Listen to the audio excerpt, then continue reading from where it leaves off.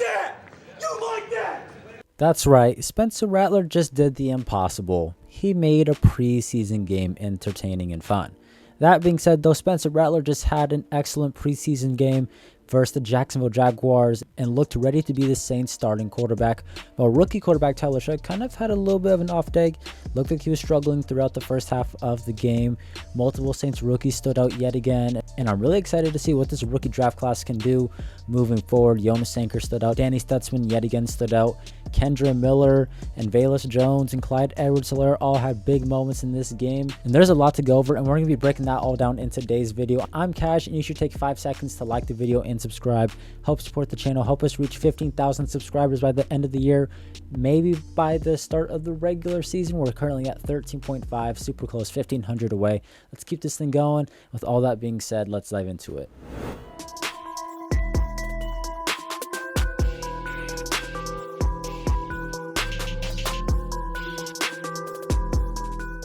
The Saints and the Jaguars just tied in their second preseason game, and obviously we got to talk about the quarterback battle between Tyler Shough and Spencer Rattler. So the Saints took a different approach this week. They named Tyler Shough the starter on Saturday versus the Jaguars. So Tyler Shough got to work with the first team offense. Rattler got the second team, got to work with the backups, and each of them got one half. Tyler Shough got the first half, Spencer Rattler got the second half. And in my opinion, I think Tyler Shough kind of struggled on the day compared to what he did last week. Tyler Shough on the day went 9 of 12 for 66 yards, taking 2 sacks for a loss of 17 yards, while Spencer Rattler went 18 of 24, 199 yards with a touchdown and interception. He basically doubled Tyler Shough in terms of completions and attempts, and more than doubled the passing yards. Tyler Shough's game this week versus the Jags was kind of like Spencer Rattler's game last week versus the Chargers. Checkdowns, not a whole lot going on. Wasn't great, wasn't awful. There was some pretty bad moments like the intentional grounding penalty. That one is definitely on him. Cesar Ruiz was wide open on that play. The only problem is he plays right guard. I was going to say, Ruiz didn't exactly expect it. So, although he did put together a really nice drive going downfield that ended though because of a Chris Olave drop, and that play was not on Tyler Shough. If Chris Olave catches that, the team continues to go and maybe they score a touchdown with Tyler Shough. Tyler Shough's best play on the day came on this downfield pass to the tight end, Trayton Welch. He did a nice little play action thing going on here. You fast forward a little bit, steps up into the pocket. Kelvin Banks over there. Looks to be solid protection. Got beat a little bit, but cleaned it up at the end. Shough steps up and makes an excellent throw downfield to Trayton Welch. Now, some people might think that this is a bad pass and a great catch, and the tight end bailed him out. Regardless, great play from the offense downfield, and it was a big play, and it was Tyler Shough's best play of the day, in my opinion. But overall, a disappointing day for the rookie quarterback who could have maybe solidified the starting job with a good game, and he got every opportunity to do so. Tyler Shough got the whole first half, and this is what those drives looked like. 5 and out with the punt, a 3 and out, a field goal drive that ended with the drop with Chris Olave, so that one's not his fault, and then another 3 and out. It wasn't a great day for Tyler Shough, and he had really a great opportunity considering the fact that he got to play with the starters and throw the ball to Chris Olave and Rashid Shaheed when Spencer Rattler was not able to throw to those guys last week when he started. Saints head coach Kellen Moore said that Juwan Johnson and Brandon Cooks played last week in Spencer Rattler's start, which is why Chris Olave and Shaheed got to play in this game and they swapped. I understand the logic, but that simply just doesn't seem fair. Spencer Rattler got to throw to Juwan Johnson and the number 3 receiver in his start, while Tyler Shough gets to throw to the 2 of the best players on the team. That seems a little unfair, but obviously they want Tyler Shough to win, and despite this, he still was not able to really lead the Saints into a scoring drive outside of one time. And coincidentally, the drive that he got them downfield ended because one of these guys dropped the pass. So Tyler Shough's day was disappointing in my opinion. This thing might be going into week 3, but Spencer Rattler, from his day, he might have, if he was going to win the job, this game definitely helped him solidify it. Spencer Rattler was more loose. He was being more aggressive, taking more downfield shots.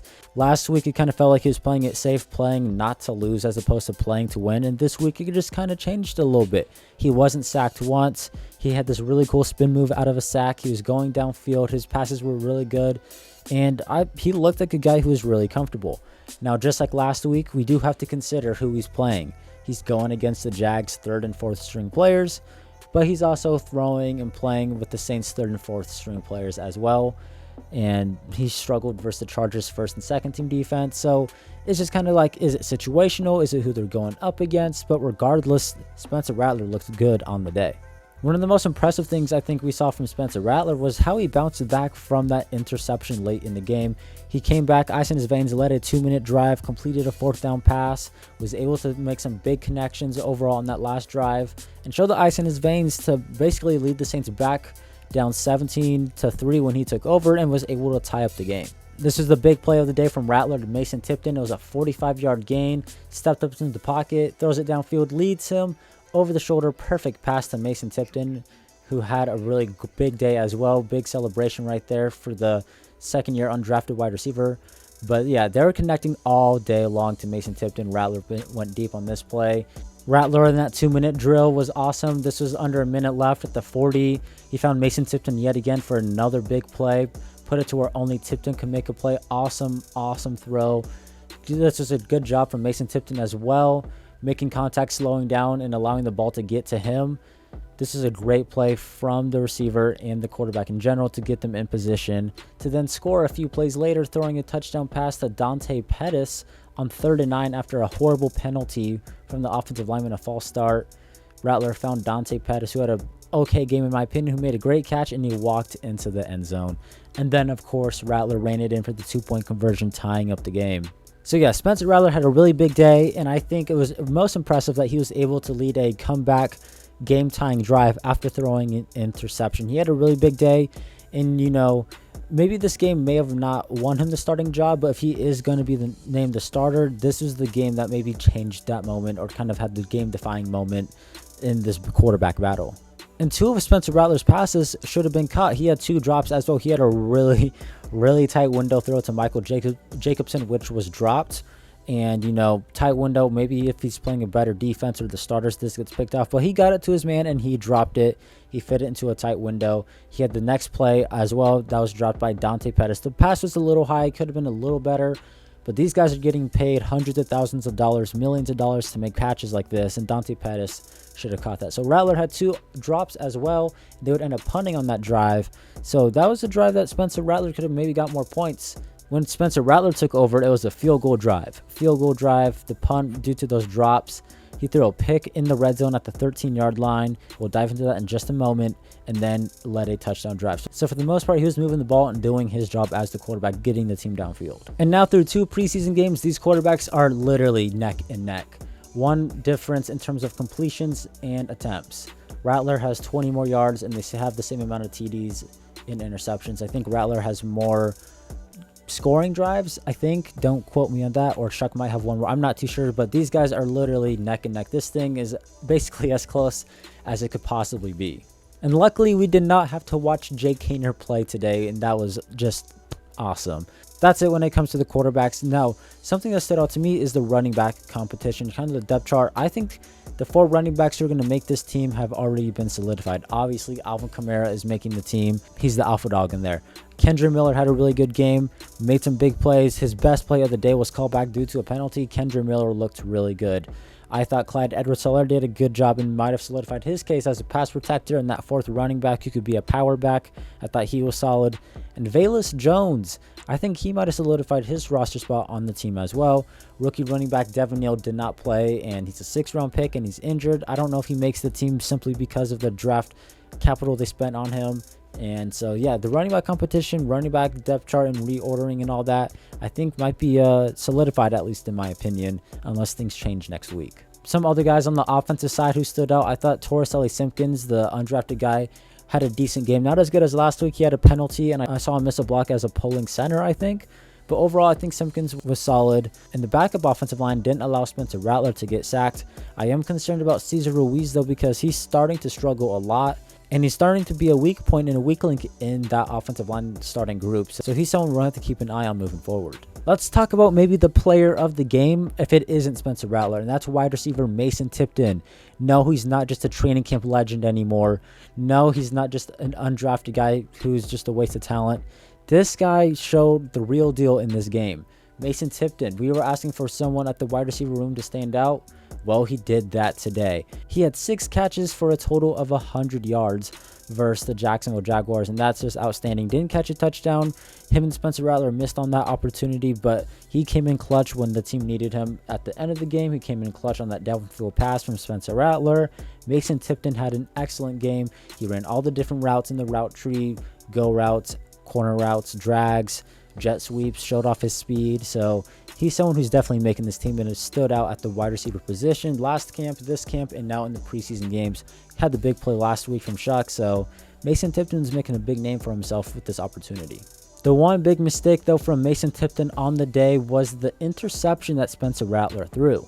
And no, I'm not just glazing Spencer Rattler. Mason Tipton himself said the interception shouldn't have happened because he was supposed to run through the route and he kind of like hesitated and stopped. Said it was his fault for the interception. Now let's pull it up and see, was it actually his fault? What was going on over there? Here's the interception. Mason Tipton is up here. Let's see what happens on the play. He was supposed to run a slant and didn't run all the way through. Kind of, yeah, low effort at the end of the play, and that allowed the cornerback to make a play on it. Rattler did the interception. Biggest mistake of the game for Mason Tipton, and the way the coaches and everyone was talking about it kind of sounds like Mason Tipton didn't run the route the way it was supposed to be. Flipping things over to the defense, I was kind of disappointed from what I saw from the defense today compared to what we saw last week. The defense wasn't getting a whole lot of pressures. Just kind of felt like the Jags were kind of moving the ball on them quite a bit. But again, to start off the game, it was their starters versus the Saints backups, so got to consider that. But even when the Jags backups were in, it felt like Fadil Diggs and Chris Rumph weren't getting the same amount of production and success as they were last week. There's obviously some missed tackles and some bad run defense, so hopefully those can get cleaned up. Hopefully that's not a reflection of what the season's going to be. It's just like the preseason and players who haven't played before. So the defense, in my opinion, struggled compared to last week, and there's some things that they need to fix. But something that stood out was safety Jonas Sanker. Man, did he have a game. He had a really big hit on the sideline. He had another big hit over the middle. He had a really big grown man play on a screen pass. He decked the blocker and then made the tackle. It was a 1-yard gain. And of course, he had the interception at the end of the game, and he should have stepped out. But I will say this. There was most definitely 1 second left on this play. Also, shout out to Rejon Wright with the pass breakup on the slant. Jonas Sanker right there to make a play. Let's see. And he is out of bounds right here. 1 second left. There's 1 second left on this clock. He's out of bounds. The play is over. 1 second left. I have no idea why they weren't allowed to kick a field goal, but he should have ran out of bounds. But he's going for the game-winning walked-off pick six. I'm not mad at him for that. But 1 second left right here. Jonas Sanker had a big day. Definitely the rookie who I think stood out the most in terms of the draft class. This is what I was expecting from him last week, and he had a really big game. Jalen Ford at the linebacker spot. There's a really big linebacker competition going on there. He had a big interception, which was pretty huge, and the Saints were able to score points off of that. Rookie Vernon Broughton recovered a fumble, which I guess is good for him. He needs to start making some more plays, though, in my opinion. Isaiah Stallworth had a big week last week. This week, he had a really big special teams tackle, but at the end of the game, committed a huge flag and let up a catch. I don't know if that's going to hurt his cause in case to make the team. So in my opinion, the defense was more of a slouch this week compared to last week. But I think the big positive here, of course, is that one, Danny Stutzman stood out, Jalen Ford stood out, and another rookie and Jonas Sanker was making plays out there. And I think that's all I got for today's video. I don't know if there's a whole much else to talk about. It was a really entertaining game. Shout out to anyone who's in the live stream. It was really cool talking with you guys, watching the game together. Make sure to like, subscribe. I appreciate it if you made it to the end of the video. Let's keep this thing going. Help support the channel. I'm Cash, and I'll catch you next time. Have a good one.